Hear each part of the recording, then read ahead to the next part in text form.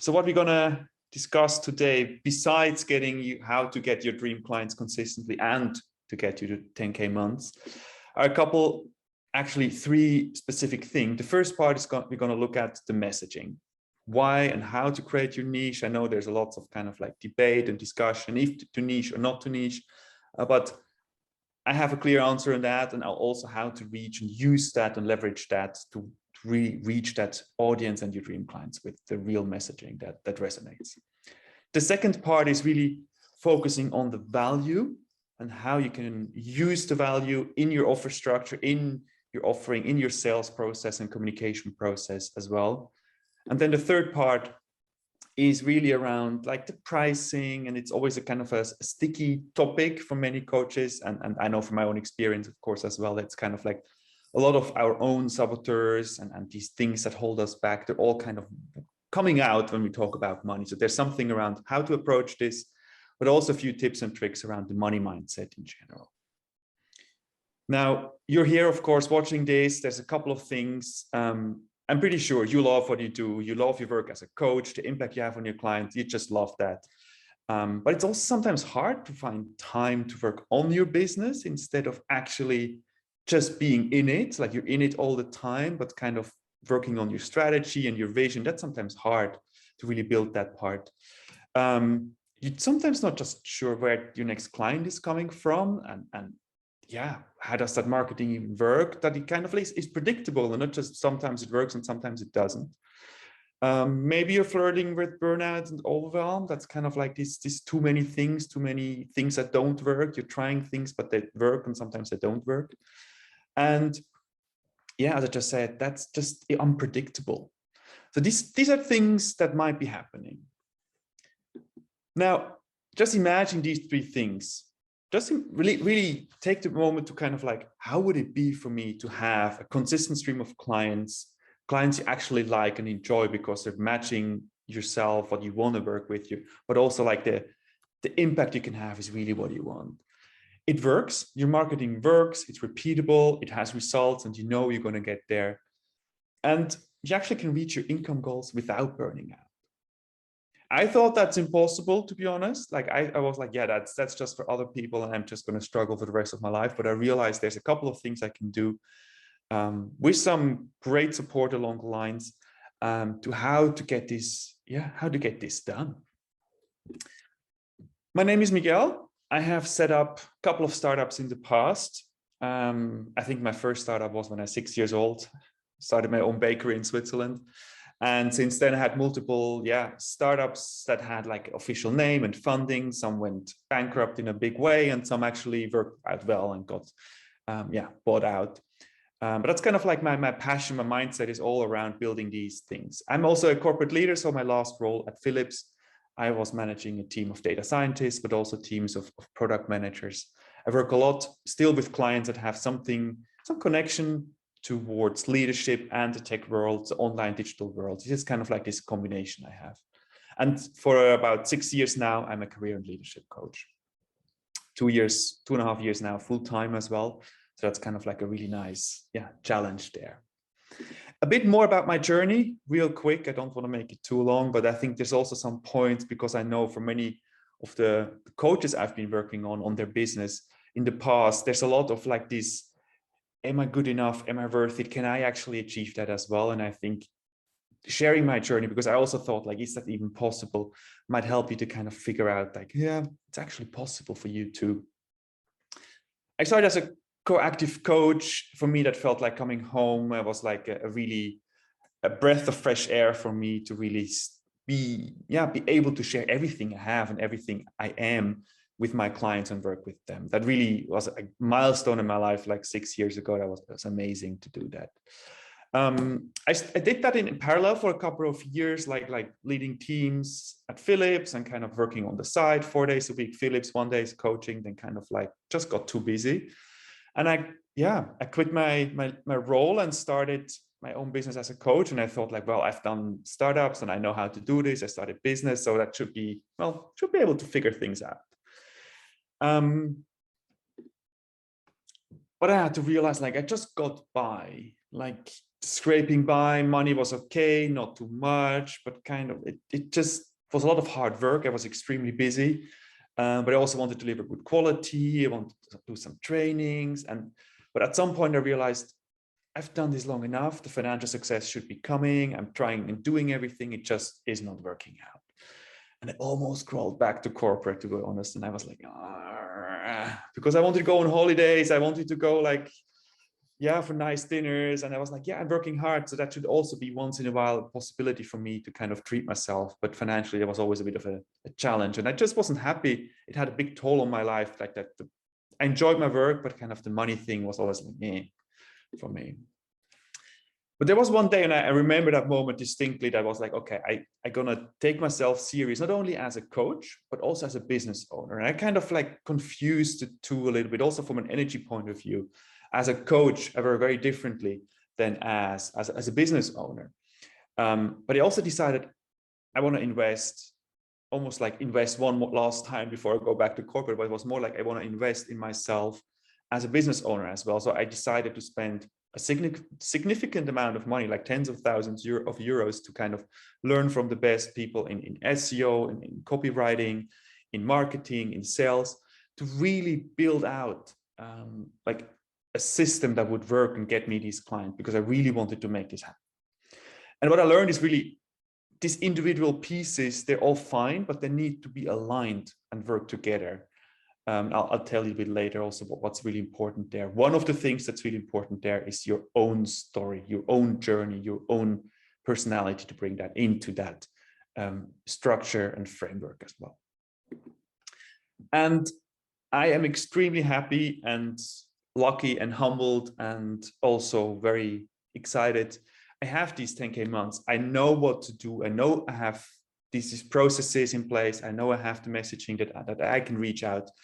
And it's almost magic, since like the first time I hit my 10K months, I didn't tell that anyone, but all of a sudden coaches came to me and I was like, why is this even happening? Why are coaches asking me for business advice? How do they know that I'm successful right now? So something shifted, universe, whoever aligned. And I started working with coaches as well to kind of support them in a way to get to these 10K months, to get these steady clients with a clear and predictable process. And that's also, of course, what we're here for today. But you're not here to listen to my story, so let's get to it. Building a successful business without selling your soul, because this is you, this is your business, this is what you truly want. And it should be an authentic story. It should be your authentic business that you want to show up as who you are. And that's all about that part. So we're going to focus on this a lot as well. Now, the first part around messaging. Reaching your dream clients. There's a few points I would like to highlight to really get to reach these clients in a way that feels right for you, but also that resonate with them. Now, I told you that discussion around a niche or not, if you're still doubting, if you should have one, yes, you should. And there's multiple points around that. The most specific one is, if you don't have a niche, you don't know who to talk to, you don't have a clear messaging, you start talking about fulfillment and confidence, which are things that are great, but they're really, really hard to sell. The clearer the picture is you have of your clients, of your dream clients, of your past dream clients, of your future dream clients, the easier it is to tailor the messaging to them, and you will find words that resonate. Now, the first step that really shifted a lot for me was doing market research calls with more potential or past dream clients. So it was really, I even reached out to past clients and they asked me at the end, like, Miguel, you asked the same questions or a similar question to what you asked during the coaching, but I had a very different lens. I listened in a very different way. So I listened to them way more for their own words, not just in terms of like giving learning to them, but kind of like I learned from their words and I was writing them almost word, sentence for sentence, was writing down what are their aspirations, what are problems, struggles, what are their goals. So I had the words, and that's important for the next step, to play back to them, because my dream clients, they kept repeating the same things. So I knew what I can use give back to them, what would work, and how they describe their own things. And usually it's not fulfillment, for example, but I want to take my next career step. I want a pay rise. I want to feel comfortable in the boardroom. These are things they were talking about, and not fulfillment. Although from our point of view, that's fulfillment, right? But it's kind of like this shift in thinking, this shift in looking at things. That's such an important step. And it was a switch for me that kind of like really started from like getting 2 likes on LinkedIn to, I don't know, 200 likes on LinkedIn.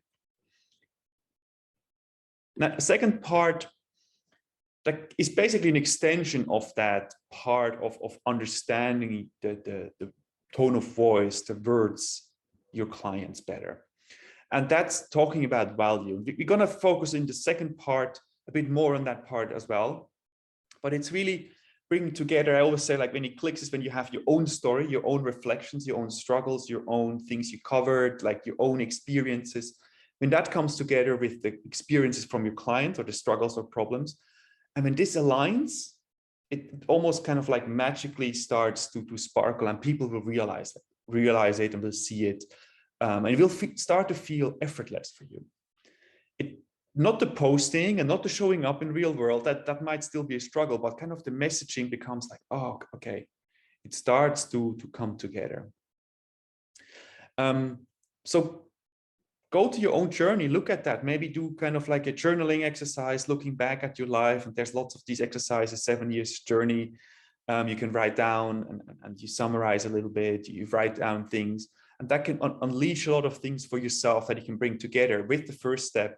All of a sudden, things might come together. This is not something you do in one afternoon. This is something that takes a little bit of time because you want to see patterns, you want to see structures and things repeating.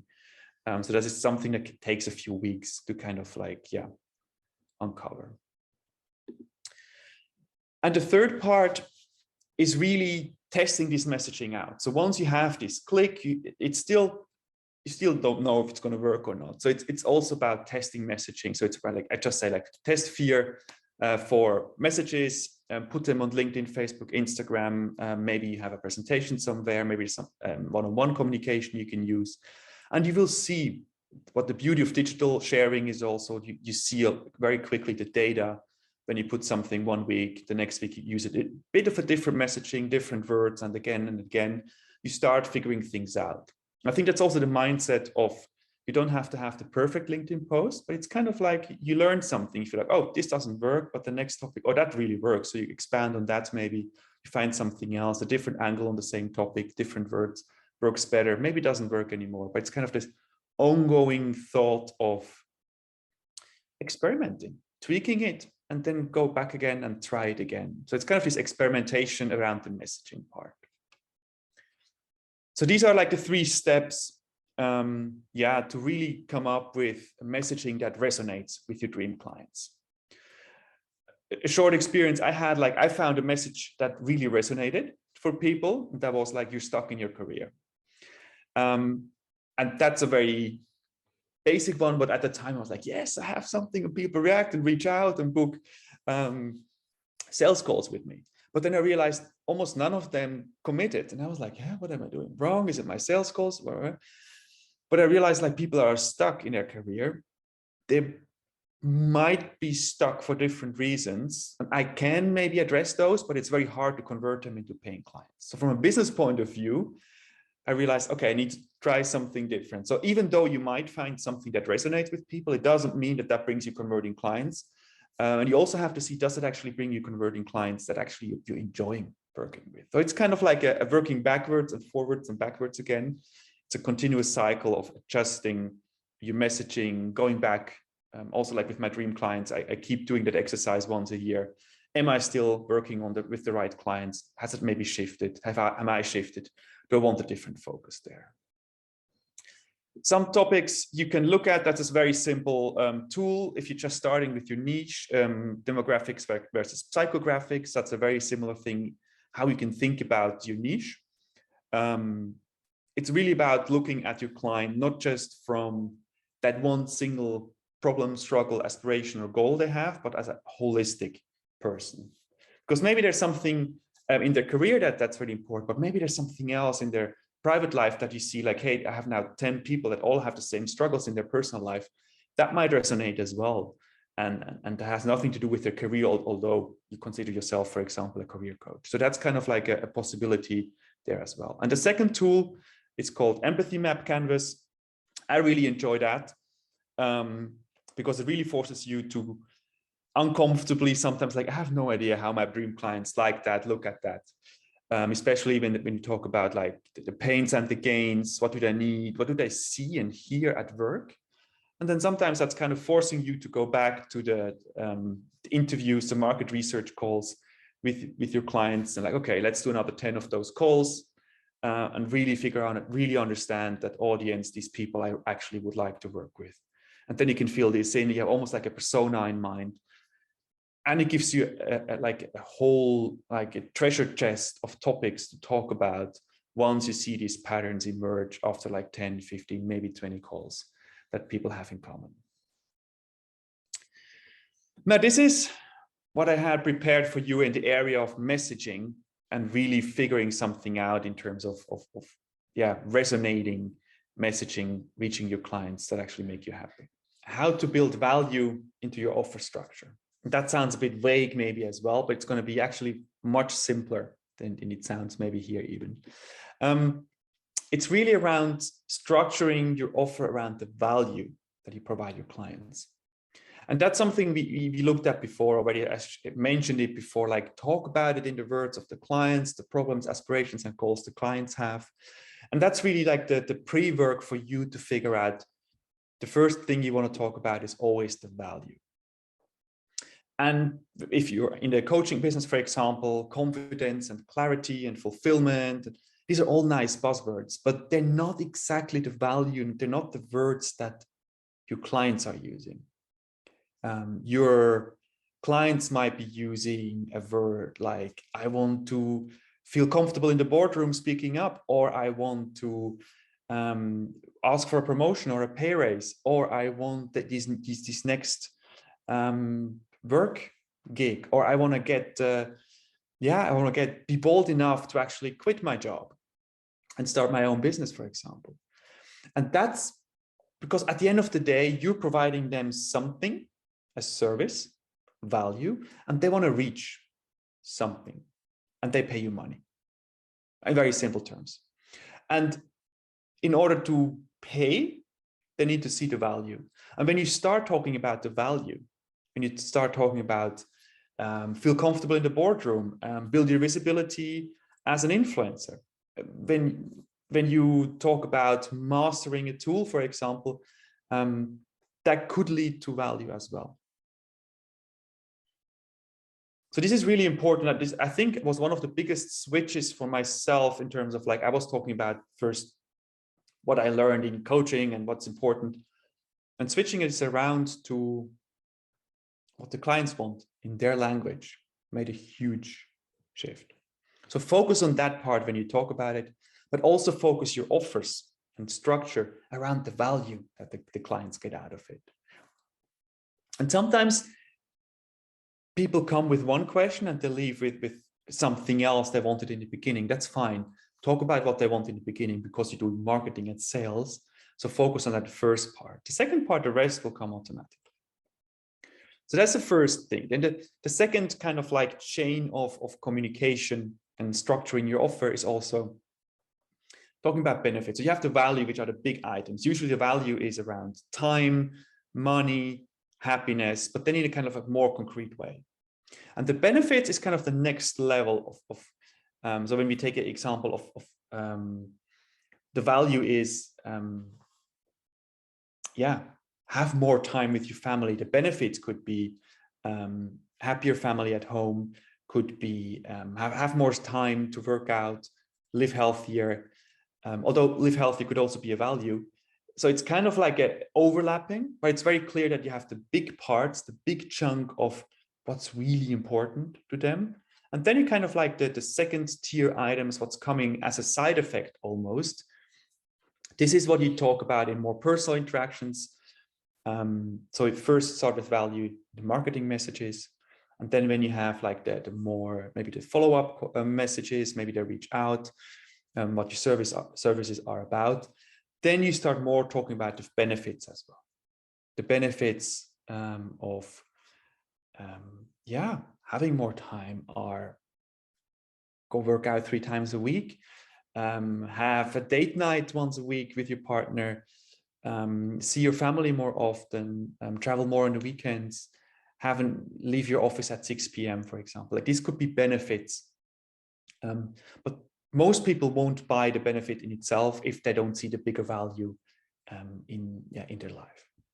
And then the third part, and that's what I often see actually coaches, especially coaches, are guilty of, and I'm definitely guilty of that as well. A couple of years ago, I talked about the features.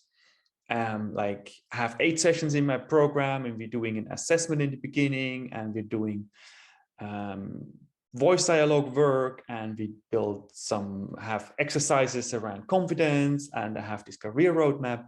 This is all nice, but nobody's going to buy that if they don't know the value and the benefits from you. So really focus about value and benefits, and only later when they say like, hey, okay, let's do this. So what is it exactly, and how much does it cost, and what do you offer? And that's when you start talking about the features. So when they're already ready, so they came from problem unaware, problem aware, solution aware, which is kind of like value and benefits when you come in, and then they're kind of starting in the buying phase, ready to buy something. And that's when you talk about the features of your program, your credentials, etc., etc. There's kind of a hierarchy that's really important, and it's mostly important not to mix them up and start talking about features on LinkedIn and talk about value at the end of a sales conversation. So that's a big part. For me, it was a big mindset shift. And the devil is in the detail. So you might think you talk about value, but maybe you're not. And most likely, there might be some work to do to elevate that and to really understand your clients and to elevate your messaging there as well, to what's really relevant, and to focus it as well, not just like this using buzzwords, but really have a focused value that's relevant for your target group. All right, this is our second part of really how to structure this, how to structure your offer, your communication around your offers as well, and really focus on the value that you provide. And now the third part, money mindset and how to structure and work for money. And that's something I definitely also, and I see many of my clients in the coaching business as well, and many of my colleagues that are also coaches, there's always something around money and being good enough, and not just like, am I enough value, and starting to compare rates and like what you offer, and like there's a lot of that. And I get it. There's a very intransparent game. And you can choose to either go down and like let yourself drown into kind of like the negativity and the imposter and the saboteurs that might be coming up, the negative voices that keep you kind of like, but I'm just like at the 90 euros, can I charge 100 and nobody will show up anymore, because some clients don't even buy for my 90 or 80 or 60 euros I'm charging right now per hour. Or you can like free up your minds, really go forward and look at the value you provide. And there's a whole system you need in place in order to really raise your prices. But let's take this one step at a time. First step is like pricing strategy right now. Like, what is it? Do you have a pricing strategy? Is it just like, all right, this is what the markets offer. This is kind of like what my own coach charged. Is it maybe what your colleagues are charging? Is it just your normal rate that you think you can't charge more? Is that's what maybe also coaching platforms are offering right now? So what's your pricing strategy? Is there maybe more to that? There definitely is. But also ask yourself, what's your connection with money? Or what are your beliefs around it? What do you think of when you see me talk about 10K months? Because I remember myself first, I was like, oh, talking about money feels really weird in this context of, for example, in the coaching context of helping people, but maybe also in other contexts that you might be as a service provider, like, I don't know, talk about money is a bit hard. And I had definitely a lot of work to do in that area of like how I looked at rich people, beliefs I got from my parents around rich people, making money. How do you show up? And there's a lot of that stuff that comes up And it's not about, it's when I had my first like 10K months, I thought like, oh, I'm done with that. And then you reach like your 15K and you're like, all of a sudden other stuff comes up, or you setting out goals that are like 250,000 euros for a year. And then all of a sudden another imposter mindset, saboteur, voice from the past comes up as well. So that's a really big part to kind of be aware of. You don't have to solve that with therapy or whatever. It's not about solving it, but being aware of it. That usually already takes a little bit, and maybe talk about it with somebody as well. Like, okay, money mindset, it's a bit hard for me to talk about it. Now, what you can do, because I also want to make it really practical here for you, there's that part around being a bit more playful around the pricing. And actually, unconsciously, I've always been like that since my first like coaching hour. I charged €5 for a session and no packages and no nothing. I just started and I was just building it. And what you can do is like setting a target price. And that could be, maybe you have like a 6 months project that you want to target and price at a certain amount of X. Maybe there's something around an income that you want to reach each month. Maybe it's like 2,000, maybe 5,000 or 10,000. But stretch it a little bit to really look at what do you want in a perfect world? What would you like to earn per month? And then you also have a constraint around how many hours can you invoice, how many hours can you deliver, how many hours can you actually work per week or per month. And then you very quickly you get to like, okay, this many hours a month I can work, and this is like what I want to earn. And you have very quickly like an hourly rate, and you can use that hourly rate as a base to calculate for your packages of 3, 6 months. I know how many sessions or what you're offering, but that's kind of like a way of thinking about it. So you don't come from this scarcity of talking about like a couple of euros. No, you come from like a much bigger set of, I'm providing value, I'm charging for it, and that's kind of my target price I want to work towards. And then because it's hard to really jump from one base, like where you are right now, to kind of like a target price, because maybe it's double or triple. At least for me, it was more than double. So incremental increases. So for every client you get a new client, and then you add maybe 100 or 200 euros for the package, maybe 400 euros for the package. So step by step, you're building up, because you're building your confidence. You know, hey, let's say for a package, somebody bought it for 1,500 euros, and I can offer 1,700 euros, or then 1,900 euros, or then 2,300 euros. And you still know, like, hey, for 2,100 euros, somebody bought it. So it's not just such a big gap. So the way you communicate and talk about it is much easier. It's much lighter, much more playful. You know what? They bought it, so that's fine. So this stepped approach is really the gold standard almost in coaching and service-based businesses to increase your prices over time. And these saboteurs, these voices of not being good enough. There might be clients that tell you you're too expensive. You might reach a threshold where your kind of current target group doesn't work anymore. That keeps happening. So when you reach a threshold where you feel like, hey, now 3, 4 clients have all said it's too expensive, maybe you need to change your target group. Maybe you need to adjust your messaging. Maybe there's something else I need to adjust in your business. But these saboteurs, these voices, they come up all the time. So keep fighting them, stay aware of them. And when you see them, like, there's support, there's ways of working through those as well. Now, this is the part around that, learning around money, the imposter syndrome, the money mindset, all that kind of comes together in this weird mix of pricing. Having a place where you can talk about money without shame, without guilt, without kind of like feeling too small, that's a really important space. And so look for a space where that's easy for you.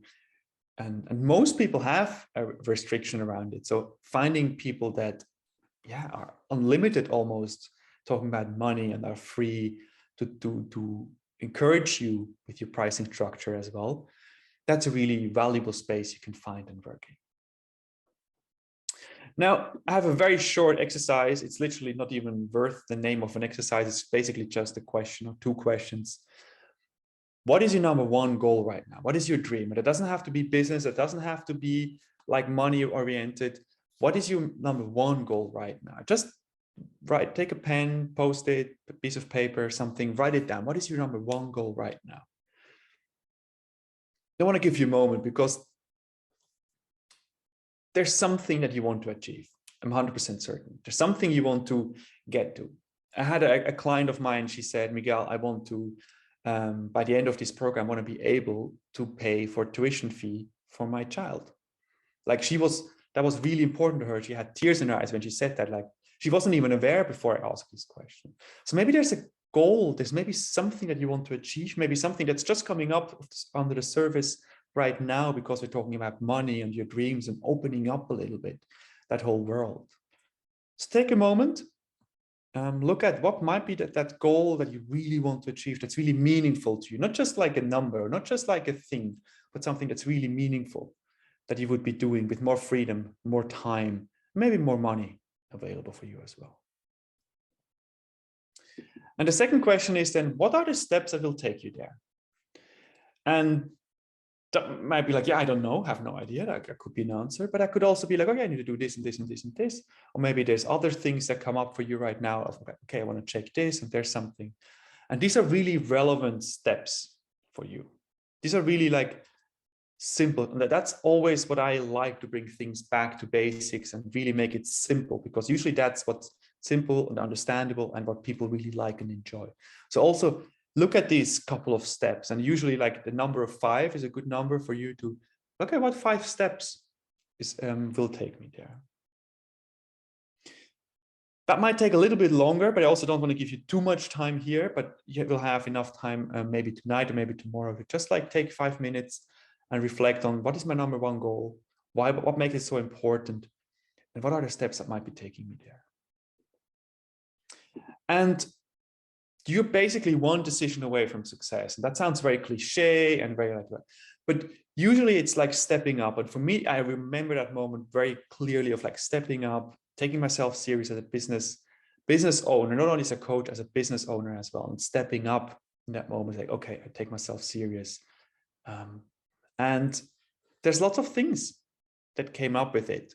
And I know you're dreaming of freedom, probably flexibility, a consistent flow of clients, and probably these 10K months, because I've keep saying them over and over again, so they might stick to your head. Maybe they're 5K months for now, and they might change over time. But there's that. And sometimes it's just hard to find the time to work on the things that really move the needle. And sometimes you don't even know what these things should be. And I get that, because I've been there running around. I had these dreams. Of working from Bali for a couple of months and work there and just enjoy life, but also work on with the really cool clients and really have a nice impact. And somehow it just didn't happen. Somehow it just didn't come together. Now, there's a process to that. And it is just very short overview of how to get there. What are the topics to look at? There's lots of stuff there, and we just don't have enough time for all of that. So if you want to take yourself serious as well, if you want to step up, if you want to reach these goals, let's talk. Let's talk, because I have cleared my schedule for the next 3 days before King's Day here in the Netherlands. I really have cleared out my schedule tomorrow, Monday and Tuesday. So there's times available for you to talk with me. There's 45 minutes I'm offering to all of you, because I know how it feels. So I really want to, like, as much as I can, tailor these things as well to your business needs, to your specific kind of needs. And that's completely impossible here in this call to really have these answers that you need. So I want to offer those as well. And in these calls, they're free of charge. You get 3 activities that you can do to work towards thriving coaching or service business. Like, you're going to get like a game plan call. What are the things that will get me to my goals, what I want to reach? And as well, you're going to figure out one activity that you can stop and save time. That will give you time back to exercise. That will give you time for your family, your partner, your friends. And any questions you might be having around building your service or coaching business, in your unique situation where you're in right now, because everybody's in different process and different situation. I'll answer them. This sounds like a pretty good deal. Then yeah, here's the link. Karim also just posted it in the Q&A or in the chat. So use that time. Like, I know the slots usually go quickly. So if you feel like, hey, I want to, yeah, use that time that offer Miguel makes, then now's the time to sign up. And we also have time now for all your questions. So if you have any questions, feel free to post them into the chat. I've already seen a few coming along, but if there's more, yeah, feel free to just add them here. And that would be really nice to just, yeah, get to know a little bit more of your business, of course, know you, but also see how we can get you really moving up in these stages to really feel excited about your business side as well of your coaching. So again, type away. And I've already seen one question here, so I'm going to start with that. Thanks, Leslie, for the question. Let me just read through real quick. How can you distinguish between if you're charging the right amount and should adjust marketing, or if you're doubting yourself because of insecurity? €9, get a few clients. How do you know when it is time to adjust pricing versus strategy? Yeah, it's always time to adjust pricing. So that's a very short answer, like always adjust your pricing. Like, I always say that to my clients, and that's actually independent of if it's pricing or any other issue. You have a goal you would like to reach. That's what you like, money you want to get to. That could be another goal you want to reach in your business. There would be another, like any goal you want to reach, and you're here. And you take steps and steps and steps. And all of a sudden, these roadblocks, the saboteurs, the kind of imposter, whatever comes up, and they're holding you back from getting there. So keep increasing your prices until that imposter comes. You reach these prices until the people say no to you. Increase your prices until something else breaks in your chain, and then look at what you need to fix, what you need to adjust. So my really big encouragement, if you need a shake up, then here it is. Increase your prices, because I'm 100% sure whatever you're charging right now is not nearly as much compared to the value delivered. And that's the second part. Look at, if you have past clients, look at those. Look at testimonials. Look at the value you've provided for them. Like, how much value is it if somebody got a promotion? If somebody got a pay raise? If somebody fixed the relationship with their manager? How much money is that worth? Sometimes it's priceless. Sometimes you actually can price it in. And then look at that number. Like, if somebody realized how good they are, if somebody realized that they're found certain confidence in them, and they show up in a different way, their relationships improve, their work improves, maybe they save their job. How much money is that worth to them? And then look at what you're charging for that value you're providing. There's probably a big gap. So go get that, because it doesn't serve them if you charge them less. And I have always seen when clients, when I charge less to my clients, the more I charge them, the more they want to get out of the session, the more prepared they are, the better their homework are doing. They show up more for themselves. That's much more fun.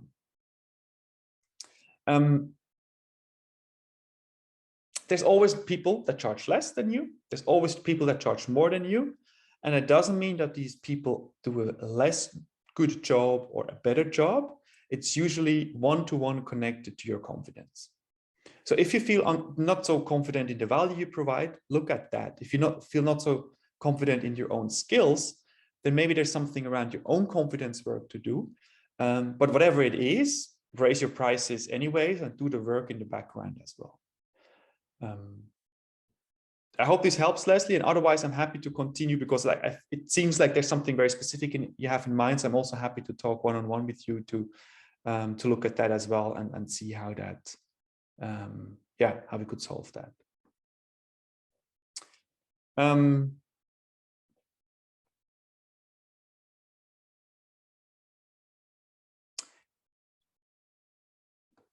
Christina, hi.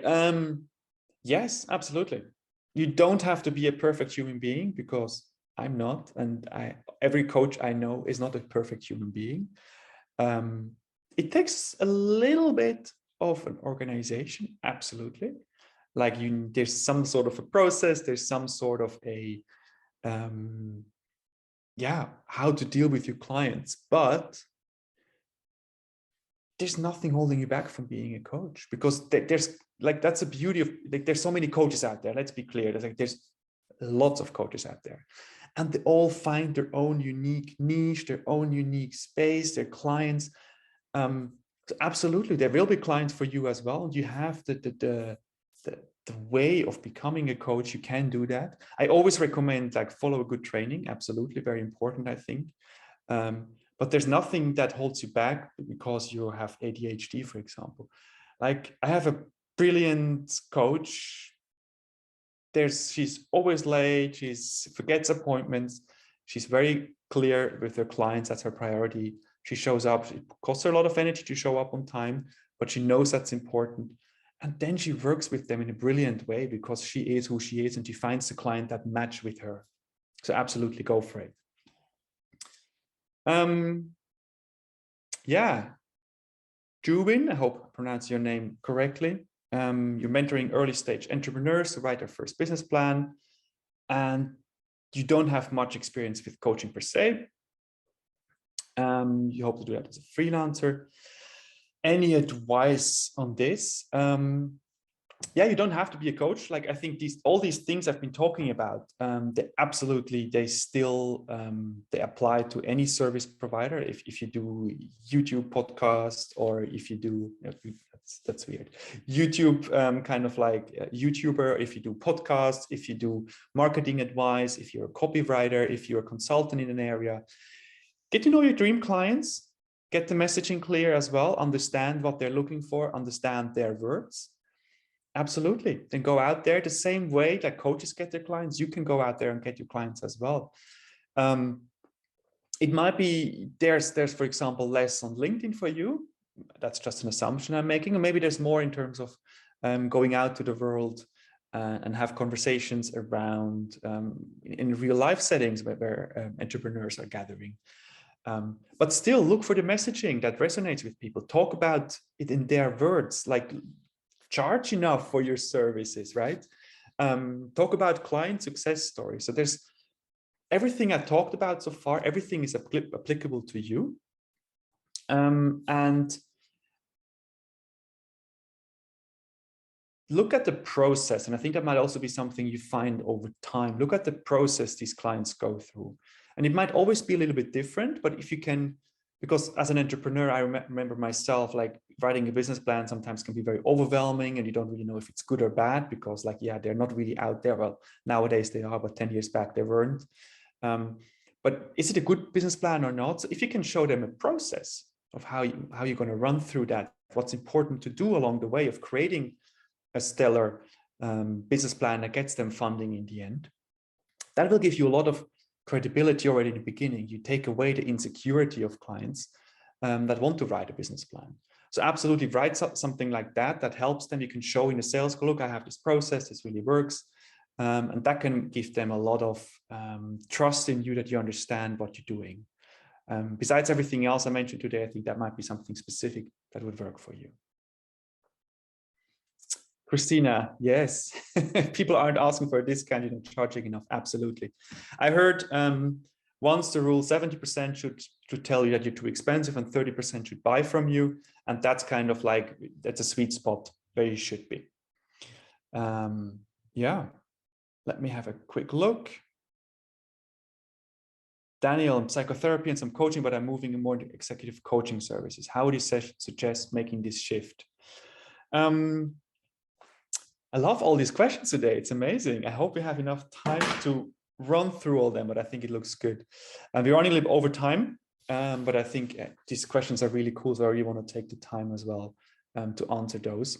If I don't get to them today, feel free to, as I said before, schedule a quick call as well. It's basically what you're doing, and that's happening a lot, Daniel, here. You're shifting your kind of target group over time. And that happens to all the coaches. You grow as a coach, as a person, as a human being. There's stuff happening.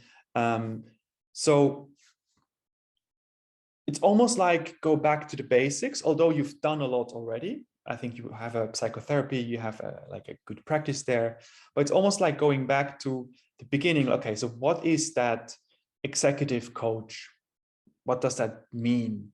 What are my clients? Because executive coaching, that there's a lot, of course, behind that, what you can do, could be doing. So what does that mean, executive coaching? What does it mean for my clients? And then do the same steps, like look at what they want, what they need, look at what are their dreams, what are their struggles. And maybe it's, as I mentioned, the example of like you hitting a ceiling into like, okay, so how do I get to the next level from VP to SVP, or maybe into the boardroom? Maybe that's something that you want to talk about. And if you don't know in the beginning, like what you want to do, then still do a couple of interviews just to get a little bit of a, like this market research calls, to get a little bit of a gist. Now, what's harder there, because these are very busy people, they might not be very open. If you send them a LinkedIn message to 20 people, usually you get like 5 people who are like, yeah, sure, open. But this might be like people that are like, they maybe have an assistant that manages their LinkedIn or something else, so that they might not respond to that. So that there is now really the trick is really to find the ins through your network. Through your network in terms of like maybe past clients, maybe you can ask them for a favor, maybe there's from your past in corporate maybe as well, or maybe you have some other friends that you can ask, maybe they have introductions, maybe there's networking events. So you could do that. Don't make it this shift too big for yourself. This is basically I'm gonna just make it very plain here, but you're gonna do the same as before, just with a different target group. Let's say it very simply. So don't make it too big. You don't have to announce to the world you're now an executive. You can, of course, but you don't have to. It's really like that one-on-one, these interactions you have, the way you communicate. You just like the way you show up, for example, on LinkedIn. Psychotherapists usually are not really active on LinkedIn because they're way too busy. As an executive coach, that's maybe much more important. Maybe there's partnerships for you with recruitment agencies, headhunters, that maybe see like, hey, this person is not yet ready to do the jump, but maybe you can help them to build their confidence in a certain area so they actually are ready. So you can build networks as well with other people that have the same target group as you do. But don't make it too big. Try, go for it, and you will learn along the way how to do that. And I think to really go deep on that, it would really be nice to set almost like a plan with you for a couple of steps. So what would it look like a game plan for you? Okay, this step, then that, experiments, and then really go through with, because you can do that in a very conscious way. So there's not like a big disruption, but it's kind of like a fluid moving, phasing out maybe psychotherapy and building up your executive coaching services there. Hope that helps. Let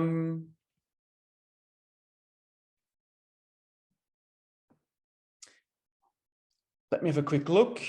We're talking about footwear here.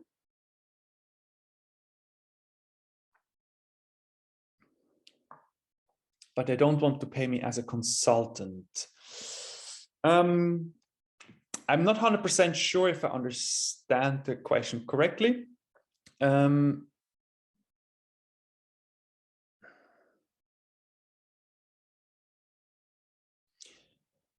Show them the value. I think that's what it brings back to. You can say, look, this is what I do. This is what we add. And you can either price it into whatever you're selling, or you can say, look, there's a consultant fee, because that's really, really important. I think it is a really tough case because it's kind of like a bundled service and it's an add-on, and they might not be asking for it. So if they're not asking for it, you can't really charge.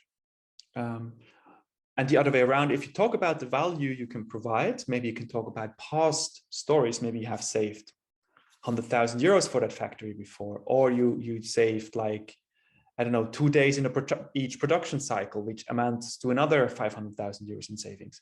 So if you can talk about past success stories you have from your consultant work, That's something that goes for everybody actually here. If you have success stories, talk about those. Then that might all of a sudden put some dollar signs in their eyes, like, oh, actually what you're offering is actually quite a cheap consultant service. So let's do this as well here, because it might be useful. I'm not 100% sure if I answered the question in a way you need it, but I think that might be the best way to go with testimonials from other clients to see like, okay, this is what they have saved. And then all of a sudden you put value to your consultant work, basically.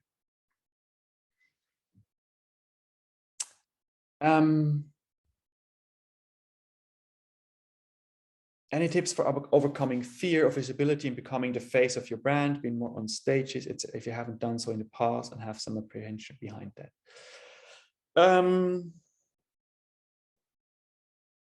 There's a lot of stuff out there. If you talk about stage presence, showing up in the world. A very good friend of mine, she's doing amazing work on really building out your presence. So do that. The other part is just go for it. Just do it more and more. Like practice, do it, go for it. Like before this webinar today as well, I feel like, ooh, I'm excited actually. That's just normal, but it doesn't mean that it has to hold you back. So there's always that whenever you do something that's meaningful, whenever you do something that's outside of your comfort zone, you feel a bit hesitant. That's okay, that's normal. But that doesn't have to be a reason not to do it. So go for, like, that's I've read a lot of stuff around there, just asking for a friend, so to speak, when I was presenting my business on stage in Berlin and Amsterdam and London. That never felt comfortable, and I was like, okay, how can I fix this? There's no way to fix that. There's also nothing to fix. That's normal. Practice will build your confidence in yourself, in your presenting skill. And with that confidence, you will get better. You will learn. And it's hard. I know it from experience. Just do it. Showing up on LinkedIn, like a very personal story, freaks me out. And all of a sudden have 250 likes and I don't know how many messages. Like, usually from pushing through those things in an authentic way, not just like, okay, I have to go. No, just like in a, okay, let's go through that and share that maybe as well, will usually give you a lot of resonance in the end. Not always, but it can be a good way to just go for it.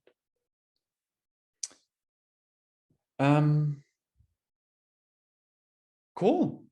I'm through with the questions so far. Thank you, everybody.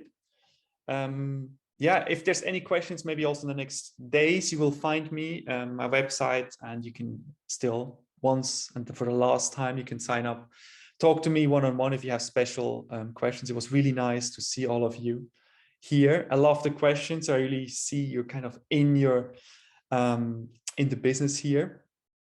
And yeah, I would love to continue the conversation, maybe connect on LinkedIn. Would love to see what you're up to and share what